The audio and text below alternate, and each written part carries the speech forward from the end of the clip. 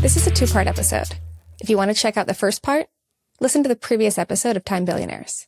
And to your point about what we're taught, skills versus brain wiring, I mean, evolution favors the systems and the genes and not necessarily the individual. And so we as individuals within this system, I think, have to really ask what is driving and fulfilling and motivating us, because it won't be the same as the aggregate by literal brain chemistry, but then also any number of variants in our perspective and worldviews. And you do a lot of talking about coaching ambitious people through what you call the messy middle of their modern careers. Can you explain what that is and then how you've seen people thrive through them? Sure. Well, I basically ended up having a lot of clients that, have that huge success around them. They are in senior leadership positions, but yet they find that something is a bit missing, and maybe they're unclear on what's missing for them, whether, again, it's at the professional level or more at the personal level. And I have loved to unpack all of that with them. And I noticed that, again, spotting the patterns, the people that thrive the most are the ones that are very clear with their vision. They have a strong sense of who they are, who they are, what they want, why they want it. And again, it's their whole self. It's not just, oh, I want that job title or I want to work in that industry. Like the people who are the most successful, in my own opinion, and probably my own definition of success, is they're really whole. They bring their whole self into this equation, and they're really clear on the vision, a strong vision for themselves. And I think this really ground them. And what this strong vision allows them to do is to also set boundaries and to have clear non-negotiables, which then translates into saying a bunch of no's to many people, and quite frequently, quite often. And I think this happens because actually the world is full of opportunities. Like great things do happen actually to us if we're open to them.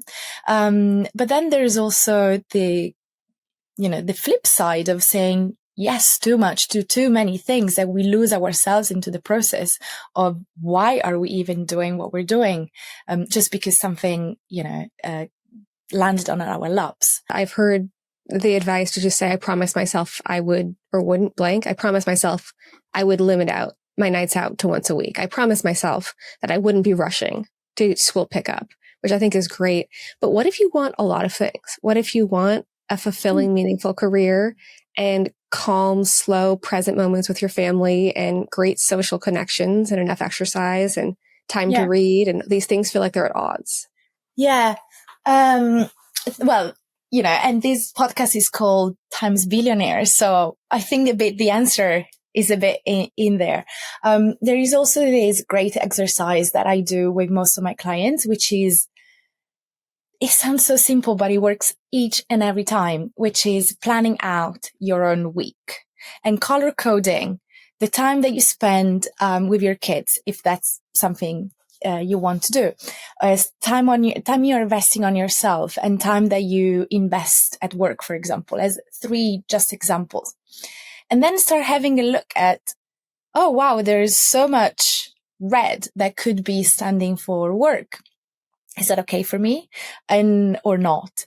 And usually I notice again this pattern where majority of my clients actually don't have enough of themselves into the first version that they put in planning their own week. So we go back to it thinking, okay, and now how are we making this better? How are we putting a bit more of yourself? And I think that normally then we land on conversations around, well, I might need to delegate a bit more, or I just need to delegate Friday afternoon, because Friday afternoon I'm taking a walk, or I'm going to the gym, or I'm just reading, or I'm just not available for my own family. And the same is valid also for work. Again, setting your own boundaries. If you want a slow down, chilled dinner, then maybe finishing up at 5:30 is better than finishing up at 7 p.m. and rushing to dinner. I'm not saying that any of this is easy at all. And those are challenges that I've struggled with myself for a long time. And this is why then I thought I really want to help other people, because I'm clearly not alone. I think it is possible, but it's possible when we ask for help. We tap into our own network. We're creative with the resources that we have.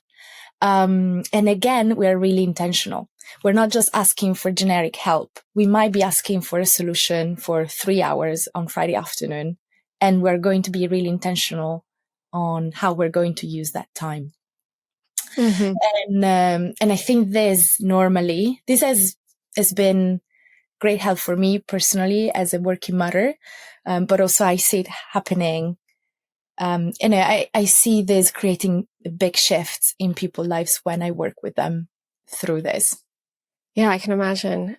And one of the ways I came to the concept of Time Billionaires was by reading about the concept of time confetti, this idea that Bridget Schulte coined in her book Overwhelmed, that she had 11 minutes here, etc. And it's hard to minimize time confetti, especially with kids. Sometimes your life and days are time confetti. So reclaiming those more intentionally. You can do 10 push-ups in 90 seconds. And even if you don't have time to go to the gym that day. So just being mindful of where that time is lost and sort of feels fragmented, but it really can be if you have just a list of 3 things that you plan to do that next week. I have a list running in my mind. When I have just 2 minutes, what am I going to do? I'll write down one thing I'm grateful for and do 10 push-ups, and that's it. So over time, then that could be 100 push-ups a day and lots of great gratitude journaling, even if I don't sit down and reflect. So if you have 5 minutes between tasks, what's your favorite thing to do with that time? You know that nobody has ever asked me this question. And so this one is really getting me thinking. But my answer is nothing. So if I've got just 5 minutes in between tasks, I try to stay put and practice stillness. And what I normally do, and something that I can actually also help others, is to either stare outside the window or to fix my eyes onto a neutral point and just stay there and observe what thoughts are coming up. And this has been a great help, especially as a business owner, as a mother, where, to your point, time is so fragmented and we always have so many things to do and get through. I noticed that actually not taking on more, but doing a bit less and taking a small step back really helps me being more creative, more resourceful. I've noticed that to the point of your push-ups, I do the same with thinking and observing my own thoughts and trying to come up with new ideas. The fact that I do it every day and sometimes multiple times a day then allows me to join the dots more quickly, and then turning just thoughts into ideas and turning those thoughts into creative ideas for my own business. And I think ultimately it makes me a better decision maker. Because I've done the inner work that is required to be able to make decisions more faster, or to come up with better ideas for my business. No, I think you're so right. And the simplicity is key, to your point. To the staring out the window, it may not feel like you're doing much, but it's actually really good for your eyes and good for your focus. And this is ridiculous, but I went through this whole months-long saga that ended with an MRI scan of my brain because I was having such chronic, horrible pressure behind my right eye. I was interrupting my driving. I couldn't really read. And I thought, oh no, is this a tumor behind my eye or something? And it turned out to literally be eye strain because I stared at my computer for 16 hours a day. And as ridiculous as that sounds, just staring out the 20-20-20, every 20 minutes, stare 20 feet away for 20 seconds, that was the solve. And so these little things, the sitting with your breath, that just looking, actually has compounding benefits that saves you time that you don't realize. And to your point, by the time you have 2 minutes to decide what you want to do with them, it's too late because you spend 2 minutes deciding. If you just have a list of things that are doing nothing, looking at the window, doing 10 push-ups, that's it. Scrolling the photos on your phone instead of social media. It doesn't have to be an elaborate list, just something you go back to that you know is energizing as opposed to draining, like scanning your emails or your social media for those 5 minutes. That's going to add way more cognitive load and context shifting than doing nothing. Yeah.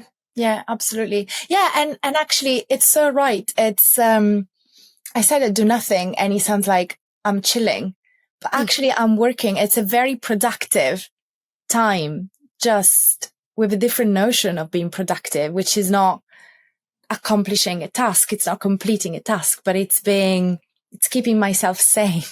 And so at that point becomes highly productive time.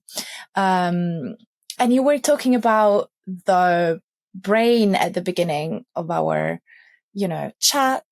And the eyes actually capture so many inputs, and actually fixing our eyes onto something and keeping our eyes there, then have hugely positive and calming effect on our own brain. And so cortisol goes down and et cetera, et cetera. And this is scientifically, proven as well. It is.